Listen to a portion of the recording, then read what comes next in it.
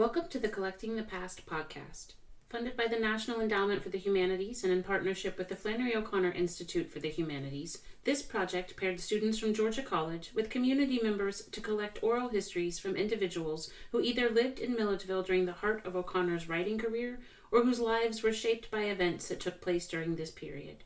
Our goals with the project are to expand the existing historical narrative of our town by documenting unwritten life stories and creating a public digital archive. As you'll hear, the students had fun creating their own podcasts in the style of their choice. Like our narrators, each episode has its own personality.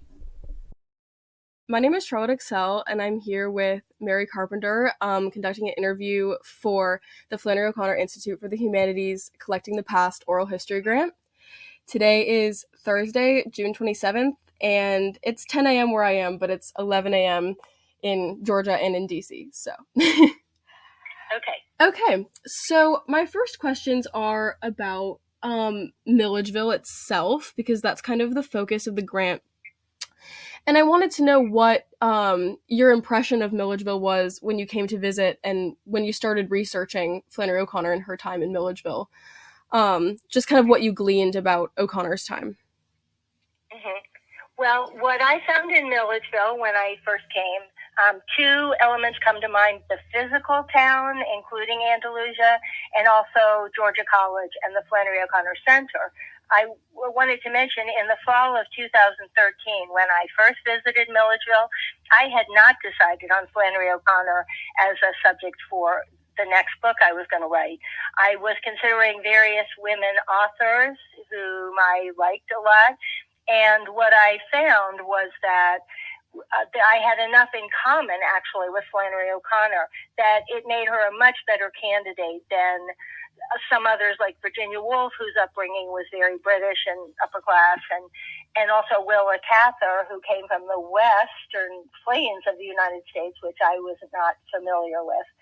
So I was all ready by then to choose Flannery. And then when I discovered Georgia College had archives and people were so welcoming and generous, it made a richer foundation for me. So I was glad. All of this, you said what was surprising? All of this was surprising. I just really didn't know what to expect. In terms of the physical town, so much about Flannery O'Connor is in Milledgeville. I had taken the train from my home in D.C., and I had first visited Savannah, so I'd seen the house and the childhood books and the backyard for the chickens. In Milledgeville, I stayed in a bed and breakfast, and right away I took a walk around town, and everything related to Flannery was so close. It really created a feeling of her life there for me. First, there was the Green Street house, so I could imagine her sitting on the third floor doing her artwork and looking out over the town and over the cemetery. So I walked out there and I saw the graves of Flannery and her father and mother, which I found very moving to have them all together right there in the middle of the town. And not far from the graves of Civil War soldiers. So it gave this historical context, and it's a very pretty cemetery. And it seems like kind of a heart of Flannery's Milledgeville by this point. And then the governor's mansion, is in the middle of town because the Georgia's capital was there briefly. And so that provided a little more history. Then I also, one afternoon, I rented a bike for a few hours and I drove down to the old state mental hospital down the hill, not too far away. And I heard that Flannery in the evenings might sometimes hear the women there yelling. And so it gave me this whole sight and sound world of Flannery. I'm also, at one point, I went to the church that she had attended. And then I went to Andalusia, which has all the old buildings where she came with her cousins, and I could picture them walking around and playing. And then there is Georgia College. So the buildings are beautiful. It's right in the middle of town. It's welcoming, I thought, with the low buildings and the brick and white columns. So the library had the archives, and Dr. Gentry was very generous and helpful. I was not well prepared, and I'm not an academic, but people were very forthcoming and generous. And there is such a wealth of great material, interviews, recordings, and it makes you feel, again, that that Flannery, in spirit at least, is there. But all the intimate accounts from her lifetime really create a sense of her. So, and then there are the old book covers. So I thought that was really a wonderful place to spend hours doing research. And then one afternoon I did talk to Dr. Gentry, and he was very generous with his time and thoughts. He talked with me for about an hour in such a personal way about Flannery and her work. And for me, his most illuminating comments were about Flannery's religion, which I felt that I would have trouble understanding since I don't really have a good religious background. But he told me in quite a reassuring way that Flannery's religion was much more concerned with mystery than with church dogma, in mystery of the things that we don't understand in our world that reveal God's presence. So that really changed my mind about how to approach everything about her life. And I think, importantly, because religion really was a central part. And so I paid much more attention to that. I paid more attention to what other people had said about the role of her religion, and that was an amazing help. So Dr. Gentry continued to be generous through the next 10 years.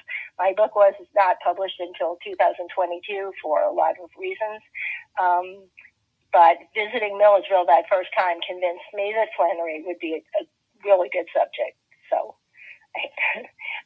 do you have other questions about that part of it? Yeah, well, I wanted to ask you about something that you said. You said that you realized you had a lot in common with Flannery O'Connor, and something that I like to ask people who write books about O'Connor or study O'Connor is, what was kind of the specific moment that you realized you wanted to write about Flannery O'Connor? I know you said it was Milledgeville, but was there a specific time, a specific site?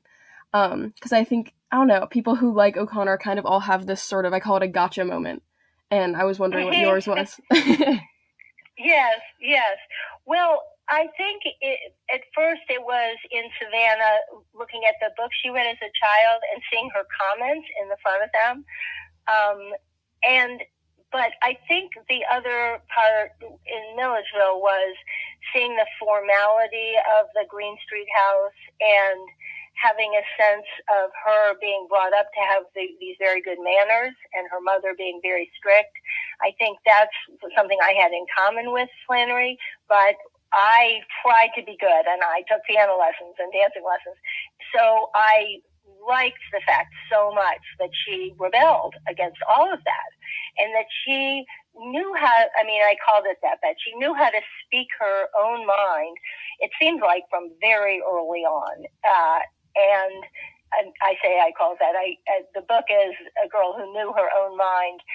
I wasn't able in the title to say a girl who knew her own mind from age 5 and could speak to people in a very strong voice. And I think it's the voice that carries through all her stories, makes her continue to be really fun to read.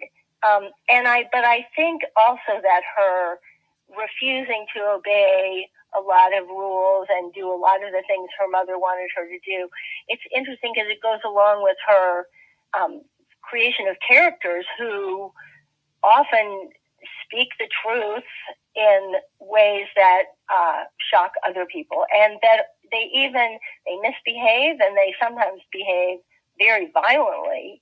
And I think all of that is especially appealing to someone who grew up in that same world.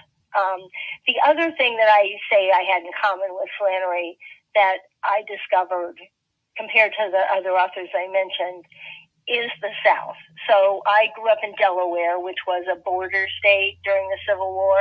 It has a lot of the good and some of the bad aspects of the South. The good being people being charming and knowing a lot about their history, but also some of the racial issues that existed in Flannery's time.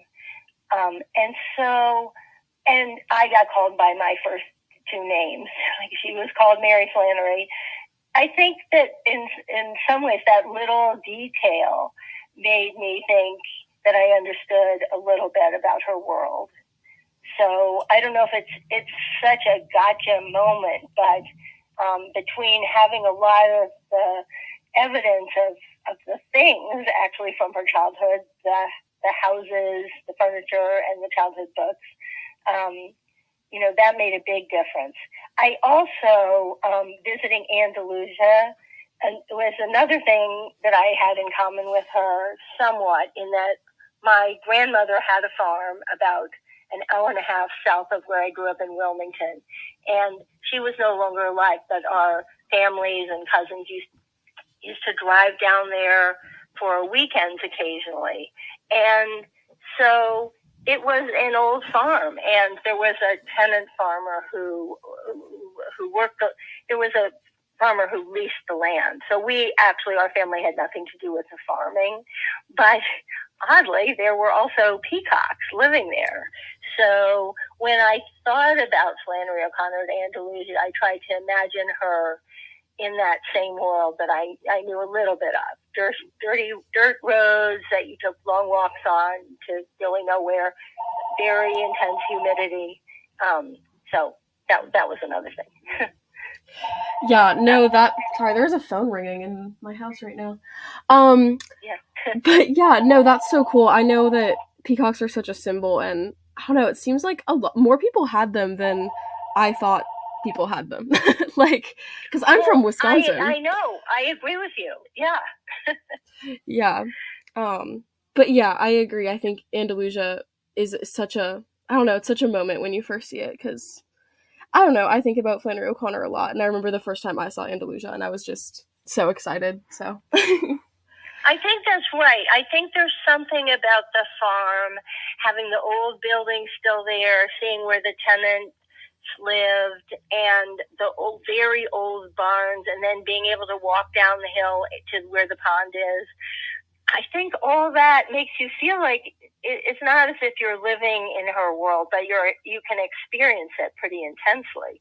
And I think it's kind of amazing, really, that the farmhouse has been kept more or less like when she lived there. I know her mother continued to live there, so into the 90s, that makes some sense, but it's remarkable, really, to see some of the old furniture. And I think when I visited there, it was an old refrigerator, but maybe I'm misremembering. It just seemed so much like it might have been when she was there. I agree with you. For some reason, it was the best to go there. And after my travels from, down to Savannah and then out to Milledgeville to finally end up at the farm and have this real sense of her was very exciting.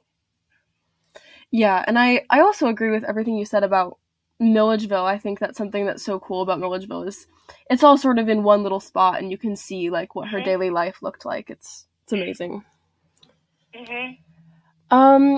I also wanted to ask you if you, while you were researching in Milledgeville, heard any stories about O'Connor's relationship with Milledgeville. Because something that I'm always interested in is people's opinions of her while she lived there. I was wondering if you found anything about that during your research. Well, I think the main connection to Milledgeville that I kept hearing about was that her mother, Regina, would go into town often during the daytime and come home with stories about the characters that she ran into and heard about, with gossip. I think she came back with a lot of good gossip that she talked with Flannery about. And I think when Flannery O'Connor said at one point that it had really been a big help to her writing to return to the South. She mostly in the quotes talks about the sounds of the South. So I understand that. I heard those sounds, and they are very distinctive, and the way that people talk is very much reproduced in her characters in her books. But I also got this sense from hearing about her that she really paid attention to all the different people living around her, to the farm workers on the farm, but also all the characters in Milledgeville. And I was also given the sense that because it was a small town and for other reasons, Milledgeville might have been more accepting of Flannery O'Connor's quirkiness than if she had lived in a different place or in the North or almost anywhere, partly because she had family roots there, so she was known. People knew her and her family, and her two aunts sound like incredible characters. And I think one was called the Duchess. And so this idea that this family is living in a town where they have access, where Flannery's mother and then in turn Flannery has access to all of to the stories and the gossip and the history. I think there's something about living in one place and knowing people and a place in that kind of depth that really comes out in her writing. You really feel as if she knows these characters, and I love that. I think that's, I mean, she is excellent at capturing voices, but I suspect it really helped her to hear them around her all the time. So I like that. And it's possible, I guess I could imagine, that people in a small town who know each other that well, they maybe feel more at liberty to get really angry with each other, and like her characters in the books. And so when you ask about what surprised me when researching her and her relationship with Milledgeville, I think the two topics that come to mind are Flannery herself, as I had described her, but also her writing. And my favorite characters are two overeducated young women. One in Revelation, actually the woman went to Wellesley, which is where I went to college, and that character attacks the hypocrites in the doctor's office, and he gets violent and is carried off to the mental hospital. But I guess the story I like more is Good Country People, because I actually learned something new reading this story and rereading it and trying to understand it. It was at first hard to recognize the character Helga as a very conceited snob. She was a lot like my mother, actually, and that she somewhat deserved her mistreatment. I think because on the first readings I tended to side with the woman, and she was crippled, and so I think this sense of in a town like that, how somebody stands out in a way, somebody who's overeducated isn't necessarily a better or more interesting person, as my mother might have suggested, but is actually not a nice person, not a kind or thoughtful person. So I liked all of that. But I think the most surprising thing that I learned really was why Flannery thought returning to Milledgeville was so important for her writing. And it was evident visiting the town now, even for me, a definite outsider. So those are some of the thoughts. Yeah, no, and I also love the idea of O'Connor coming back to Milledgeville and it being good for her writing, especially as a message to people who want to be writers now. Just the idea of having to stand out, the idea of access, paying attention, listening to town stories. I just love that as writing advice too, and I think you touched on that a little bit in your book. And I just when I was working with the fifth grade students in Baldwin County, the question often came up, did I know Flannery? And at first I was sort of amused because I think of her as dying a long time ago. But actually, I know two people in Washington who grew up in Milledgeville. Coincidentally, people have put us together. And they are not very far from my age, and they did know Flannery. They didn't know her well, but one of them introduced Flannery when she spoke at Georgia College and actually both women went to Georgia College. So I would say to the students, I did not know her. I wish I'd known her, but I knew two people who did know her, and that was very exciting for me. So I didn't really know that until much later, as I was really finishing the book. People produced these two women, but I still felt really as though I knew her pretty well from spending 5 days in Milledgeville. And I have a slight confession to make. I don't know if you want to use this, but when I told a friend of mine that I was going to go and spend 5 days in Milledgeville, she asked if she could come too, which I thought was a little odd. She had been a journalist, but I wasn't sure why she wanted to come, and she had a lot of work to do. So she also stayed in the bed and breakfast. She is from New Orleans. And at a certain point, with stray things like ordering pizza and watching the game that was on TV at the time and a few other things, I felt as though almost she helped translate the South for me. And it made me realize that there really were differences in manners and in the way people talked to each other and treated each other. I don't know if I would have realized that if I was alone, because people were so nice. There wasn't any question of who was I and what was I doing. But with my friend Ainsley, I'd go into the pizza parlor, I'd order the pizza, the guy would stare at me, and then Ainsley would start with her charming, oh my God, this and this, and we'd get the pizza. So I thought that was important for me to understand that it in some ways I felt a lot in common with her, but in other ways the South and Milledgeville in particular were different countries than what I really was familiar with. Yeah, no, I totally get that. I'm originally from Wisconsin, and I remember telling people that I was studying abroad when I moved to Milledgeville. But yeah. And the story, I guess it's in my book, but it's everywhere, of when she went to Iowa and presented herself, and the head of the writing program asked if she could translate what she just said to him. I always think that's funny because I don't think Southern accents are that hard to understand unless I'm standing there listening to other people talk to each other, and when they really sometimes are incomprehensible to me.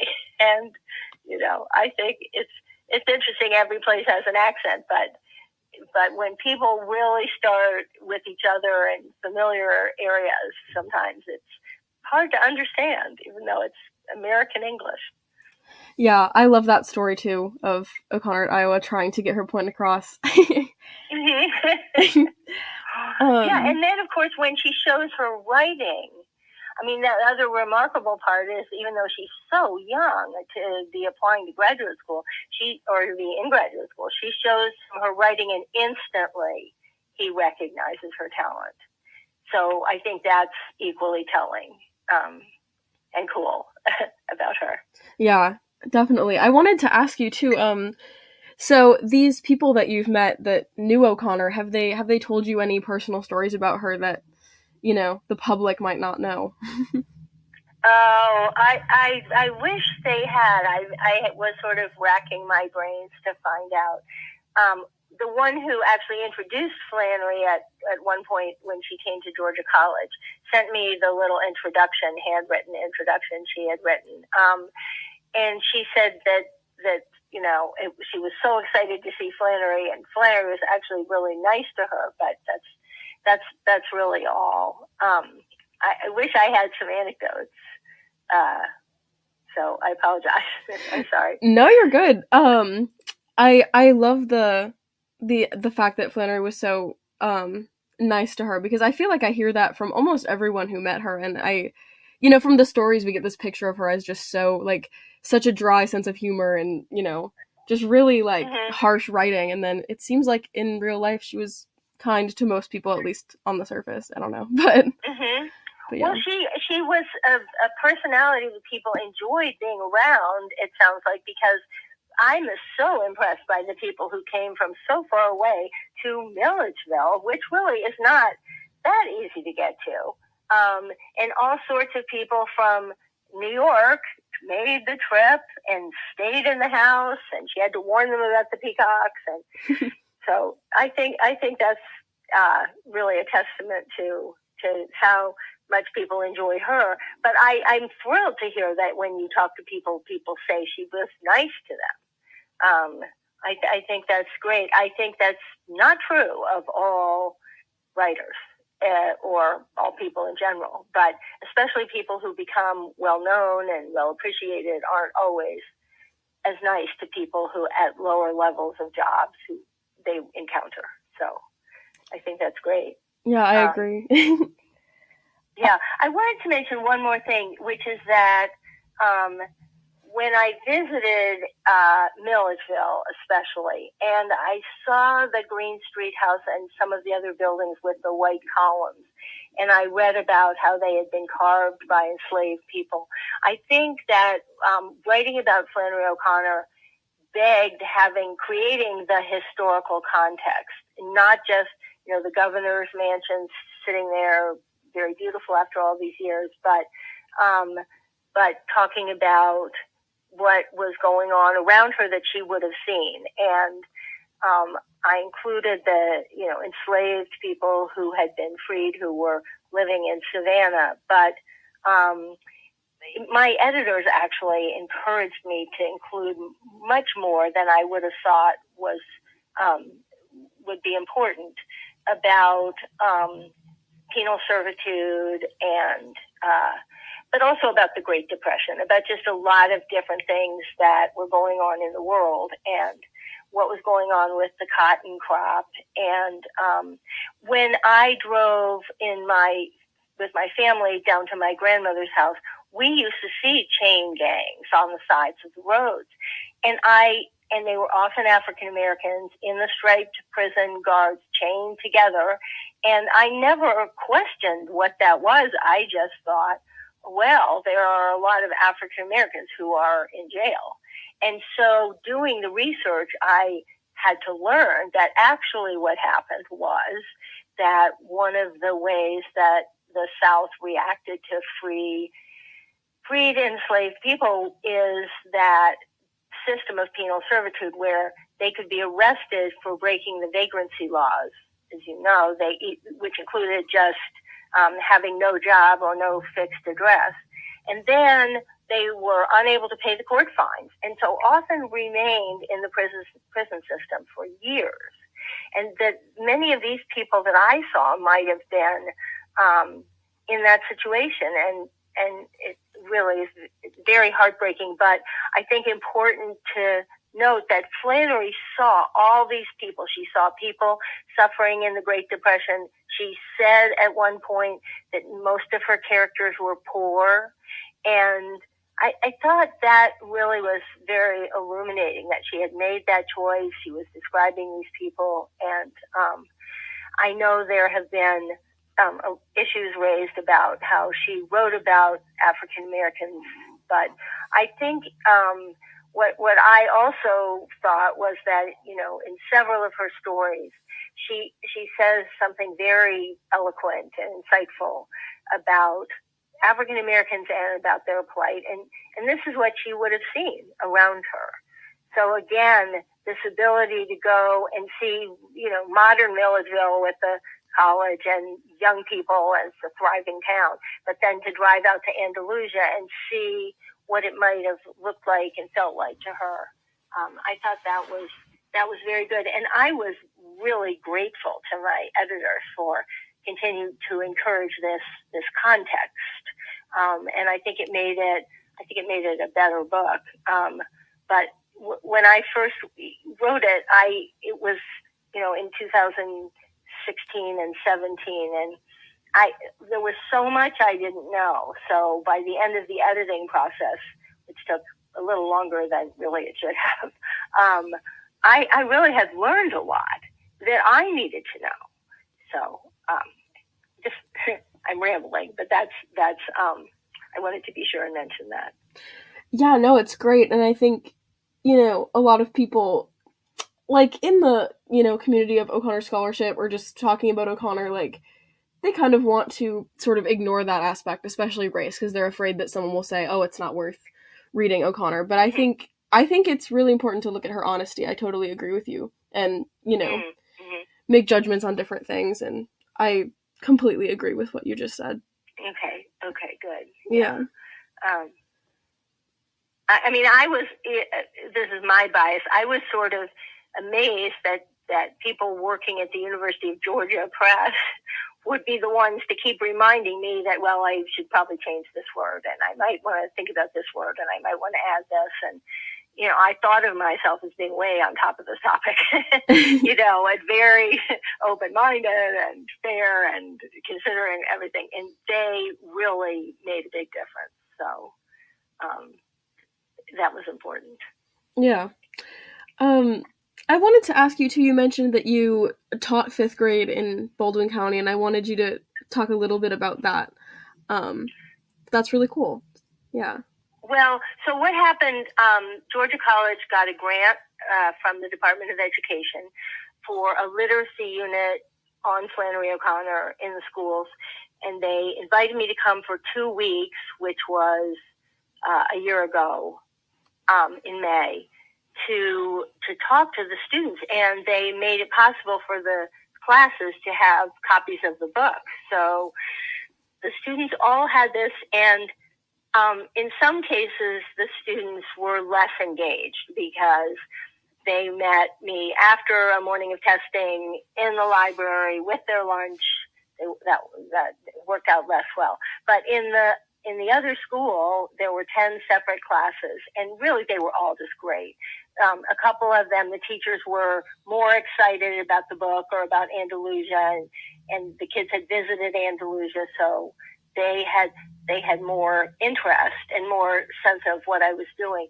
But these students seemed really to make the connection between this author who had become well-known and who people liked, growing up where they grew up and where they're growing up now, and going to see Andalusia, that's where she did her writing. So it was an incredible opportunity for me to talk to them and learn some things for them. These kids, a lot of them really had a sense of their world and their surrounding communities and of Flannery O'Connor, even though they were probably born, after 2000. She was born practically 100 years before. I just thought it was incredible to hear their reactions. So it was very good, and the teachers also were excited and interested to have the ability to introduce their students to Flannery O'Connor. And there's a big argument about whether or not kids at that reading level can actually read Flannery O'Connor, but there are several of her stories, including The Turkey, that where the main character is young and acts like a kid. And really, it's I hadn't read that story very closely until I was going to go to Milledgeville and saw that really she captures so much of this teenage angst, and it's a quite exciting story, live action. So I wasn't sure. The fact that some of them didn't really want to read her didn't seem to be a problem. They seemed to be still interested in this woman who lived where they did and grew up to become a writer. So yeah, it was a wonderful opportunity. In the middle, I went, the weekend in the middle, I went to Savannah because I had some friends there, and I gave a talk at the Flannery O'Connor House Museum there to just the people who were members, a small group, because the museum was closed at the time. and they asked good questions too. But I felt like I had a much better sense of Flannery from being in Milledgeville and from talking to the students. And I thought I gave a little writing assignments.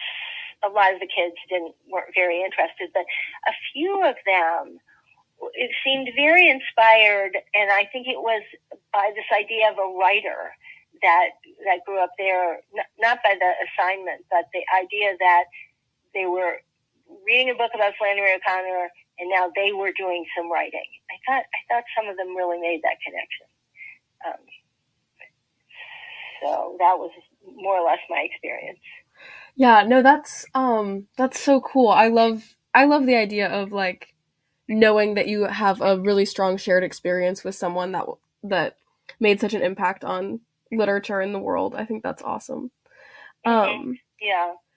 Yeah. And I really enjoy writing for this age group. So I started, for me, the audience is really age 8 to 14. And I started with this age group because my son had been in a special education school. So by 7th and 8th grade, the kids were not really good readers, but they were mostly smart and had a high level of interest. And they did not want to read Encyclopedia Brown. They wanted to read more sophisticated literature. And so the idea of being able to write that to interest those kids. So the first person I wrote about was Temple Grandin. Really a reach of someone who was diagnosed with autism and worked in slaughterhouses. But I saw, and educators have noticed this, written a lot about this since then, but the kids can be very interested in complicated topics early on, even if they don't understand every aspect of it that you want them to.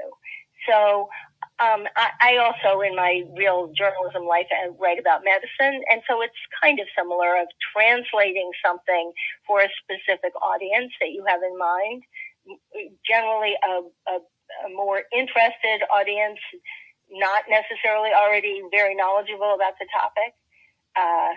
So I think it's been interesting to me that I've had book parties and adults come and they say, this is really the kind of book I would rather read because it has the basic information, highlights it, tells it, and it's not 500 pages. So I've had a good response in that way. Yeah, and I wanted to ask you too about adopting someone like Flannery O'Connor for the age group that you were talking about. What was the hardest part about that? Yeah, I just wanted to know about that. Yeah, the challenge, it wasn't really even that hard, but the kind of good, exciting challenge of it is figuring out what your main point is. So I had loved the fact that she started out as a drawing, painting, cartoons, wanting to be a cartoonist. But I love this idea, and an artist once told me how important this is, that she started out drawing the same chicken over and over again, because that is how you learn to see. And what Flannery really had mastered is how to see and how to hear people. And so I really wanted to go with all of her connections that she made between visual arts and writing. She said, you have to learn to paint with words. She had these wonderful quotes.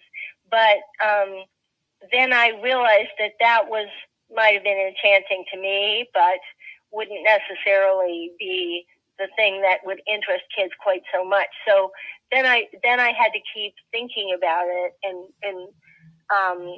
and focus on the fact, and people who read my manuscript also pointed this out, that this was the focus, was the fact that she knew her own mind from such an early age. And she didn't want to behave in the way that her immediate society wanted her to behave. So the way she called her mother by her first name was shocking to people. And so I realized that I had to start with that she knew her own mind. And then and then looked for other clues so that when she talked about what cartooning taught her for writing, that it taught her to get to the heart of the issue and to find the humor, then I could understand better the progression. But I think what was true, even though she switched more or less from visual arts to writing, that from a very early age, what was key to both was her idea that she knew her own mind. She knew what she thought. She knew what she saw around her. She was never discouraged from telling the truth as she saw it, although I'm sure she had reprimands along the way. And the other thing that I wanted to try to get at that was a little bit harder, but was sort of connected to this, was that once, so I'm not sure how much her peers liked her when she was little in Savannah, but I think once she started developing an area of her talents that showed up in drawing, that she found people who responded to her. And that in high school and in college, when she was on all the school publications, she seemed to really thrive pretty quickly. And if you look at pictures of her, I mean, I guess everybody looks a little weird in those ages, but, she doesn't necessarily look like the most eager to please. And yet, there she is, gaining a lot of respect early on for who she was. Just as you said, she seemed to always make these funny comments and asides that people got and liked. So that was the challenge, was kind of, I think even when you're just telling first they grew up and then they did this and then they did that, you still have to have some momentum where you're going and the point you're trying to make.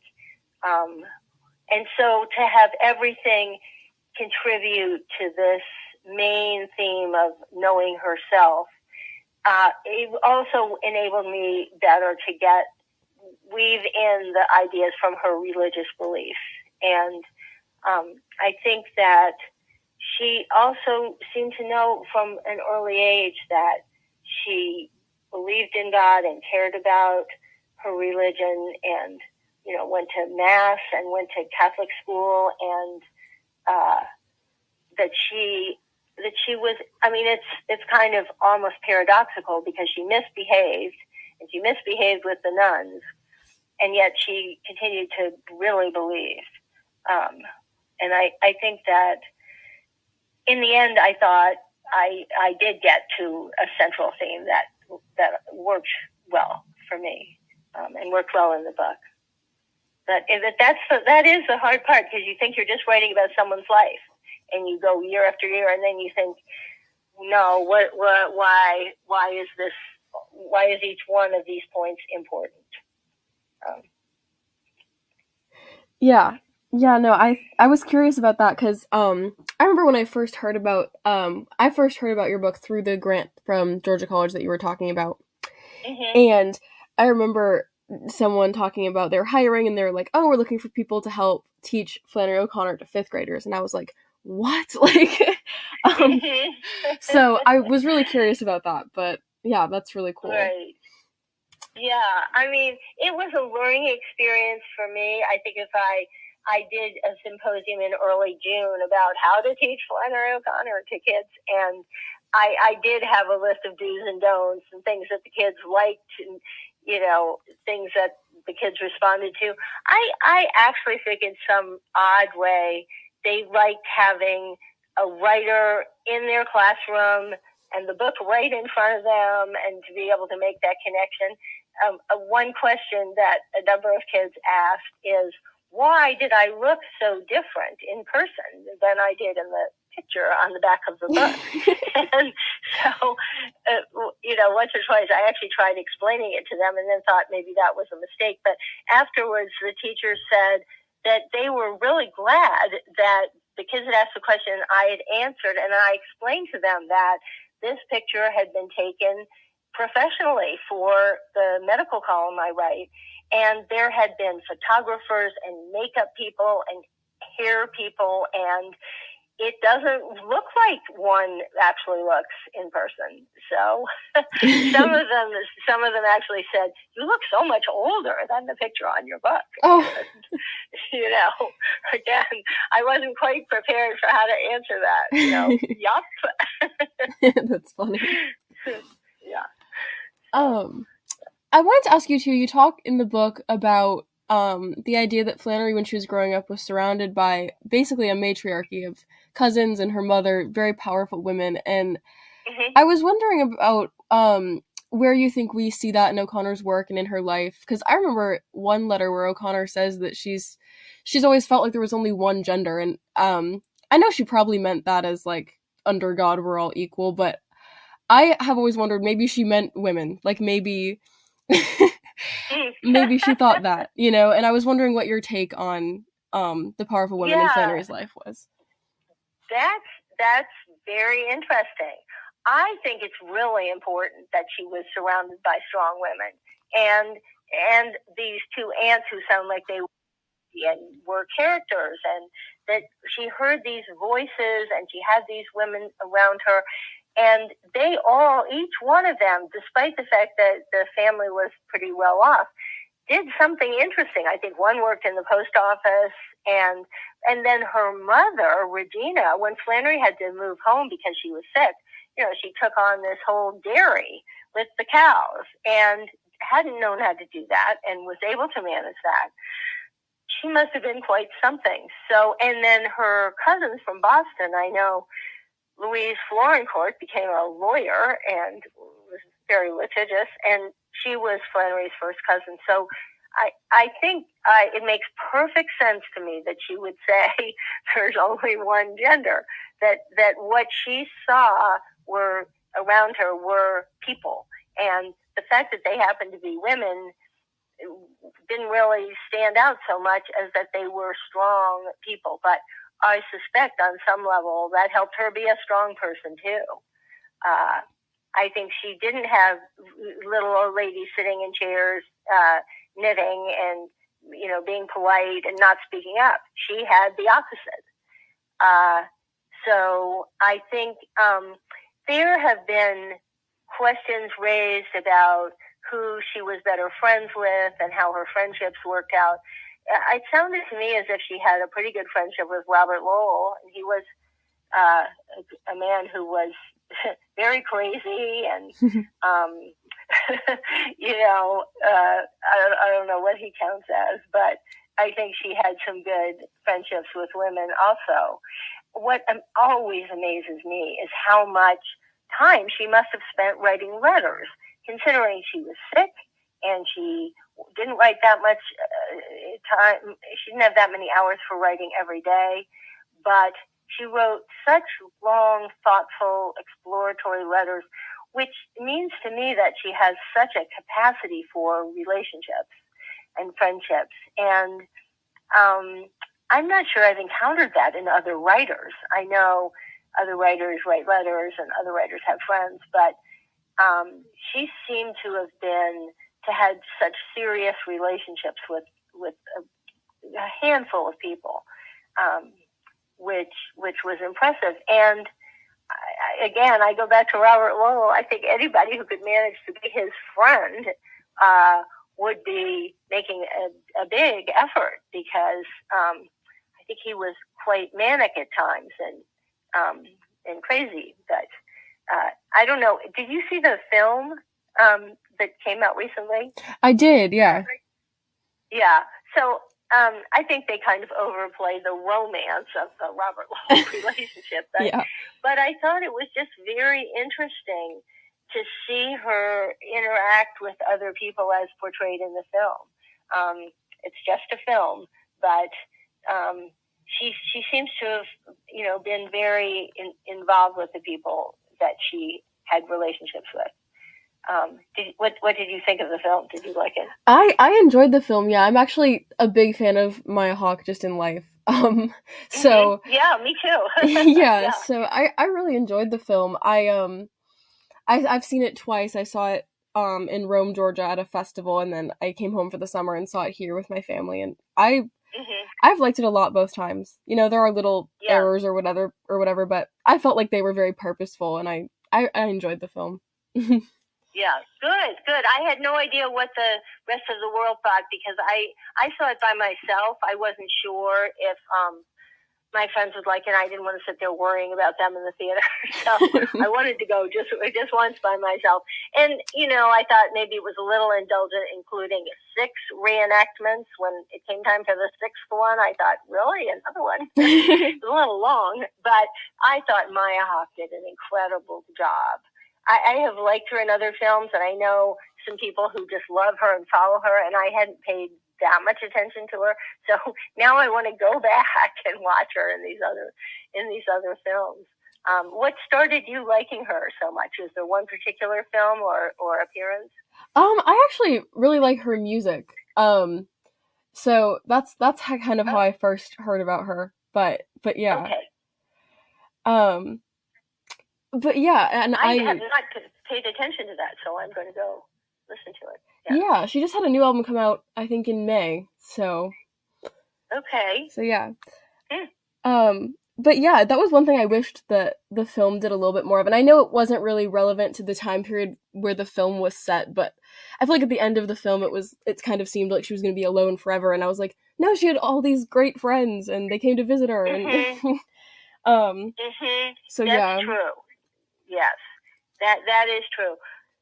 I'm just amazed always at how often she and her mother were willing to entertain overnight guests.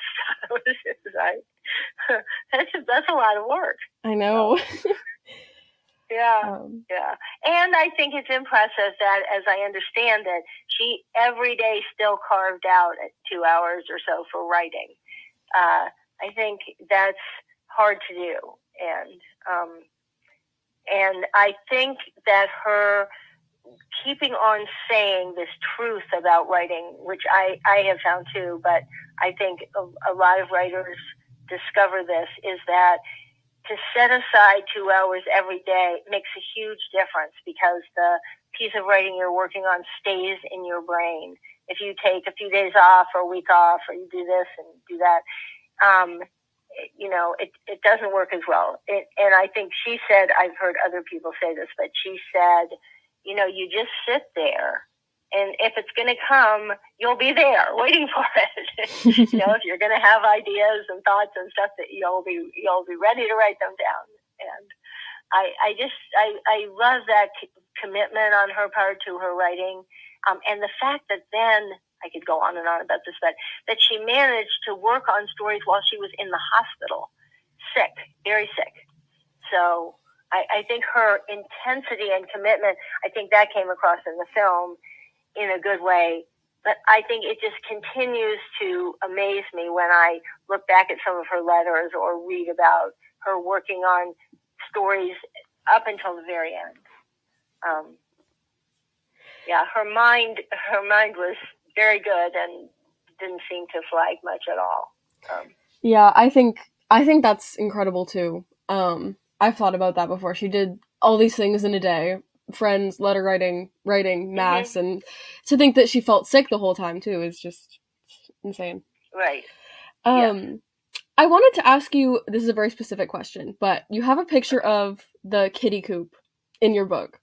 And I have heard a lot of different opinions about the kitty coop. I've heard scholars say, oh, that's, it was like, it really traumatized her. And I've heard scholars say, no, she really liked it. And I wanted to ask you, what is your opinion on the kitty coop?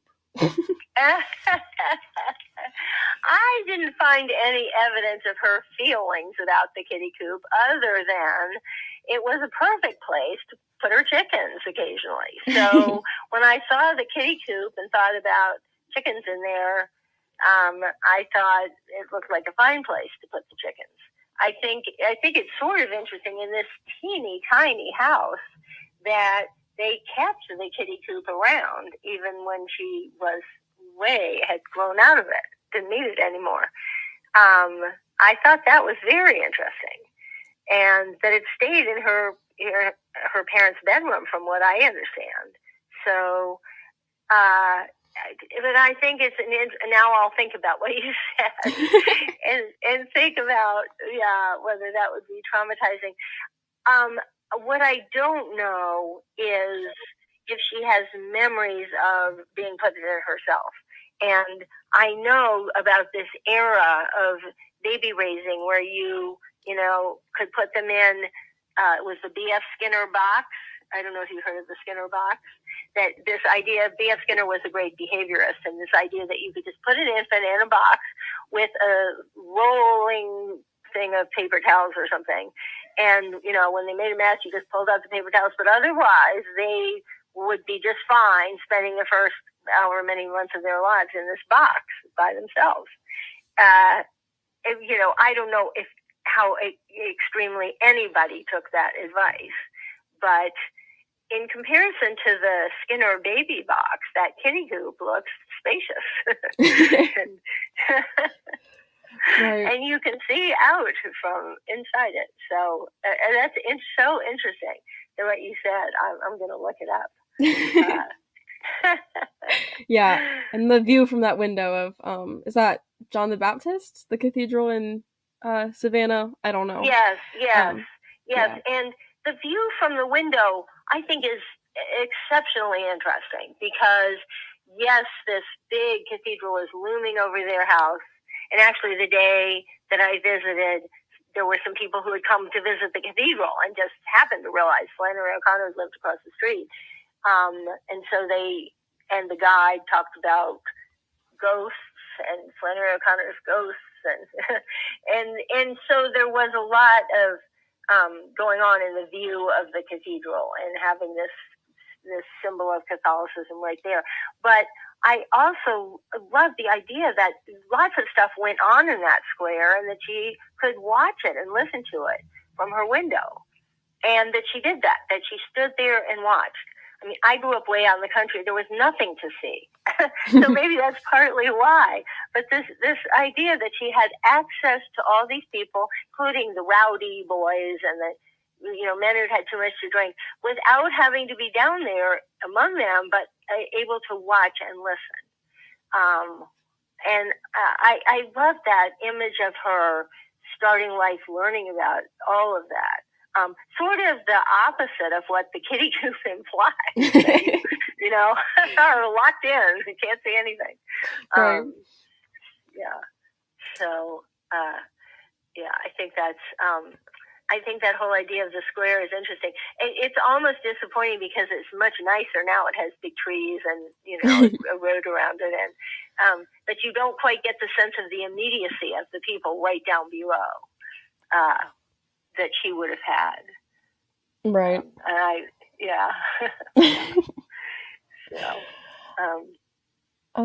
So we're coming up on the hour, but I wanted to ask you if there was anything else that you wish people knew about Milledgeville, about O'Connor, anything you wish you could have included in the book, just some final words about the topics we've discussed today.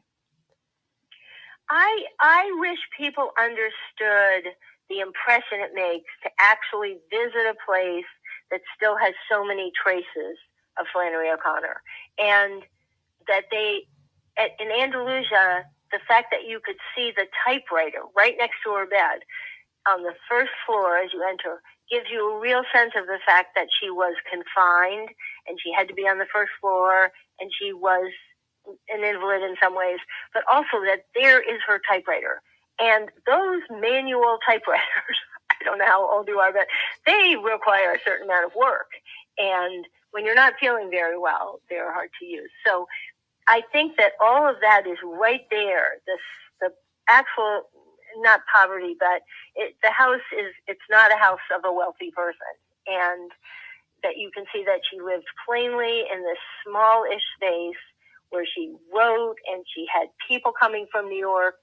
I think that I wish people understood the importance of making the pilgrimage and seeing it for themselves and seeing Milledgeville and actually of the cemetery, which I think has the history of Milledgeville and the graves that date way back into the 17th century, 18th century 19th century.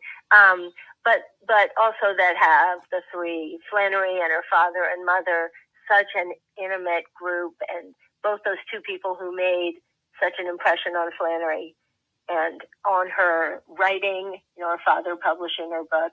I think that the story about how she became a writer is such an interesting one.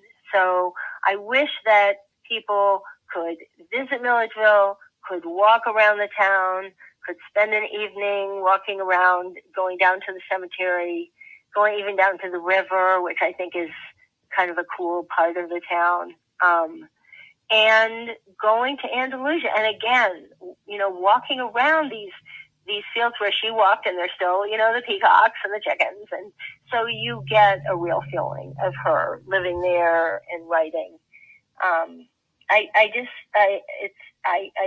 I have visited some other authors' houses, like, for example, Eudora Welty's house in Jackson, Mississippi.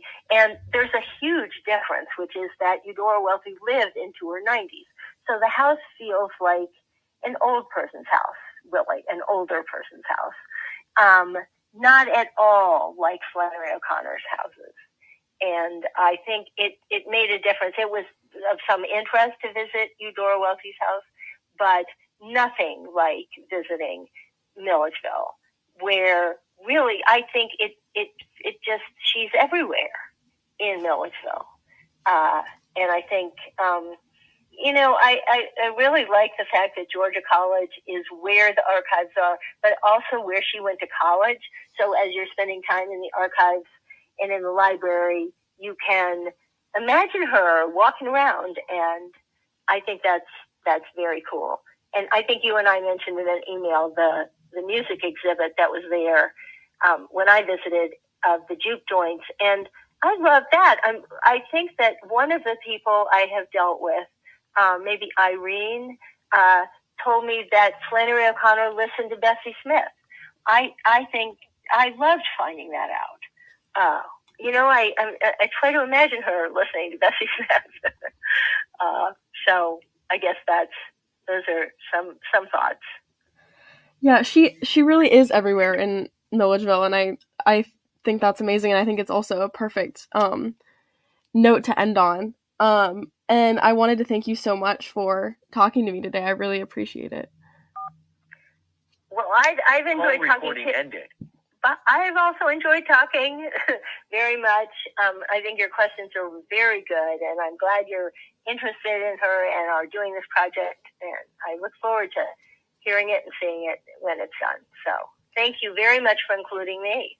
Of course. Thank you for participating. We really appreciate it. We were looking forward to talking to you. So great. We hope you enjoyed learning more about the people and historical events connected to Milledgeville and Flannery O'Connor in this episode. If you or someone you know has stories to share related to either of these topics, we'd love to hear them. In addition to documenting community memories, you'll also help us preserve your story for future generations. Visit our website, collectingthepastmilledgeville.wordpress.com, to learn more.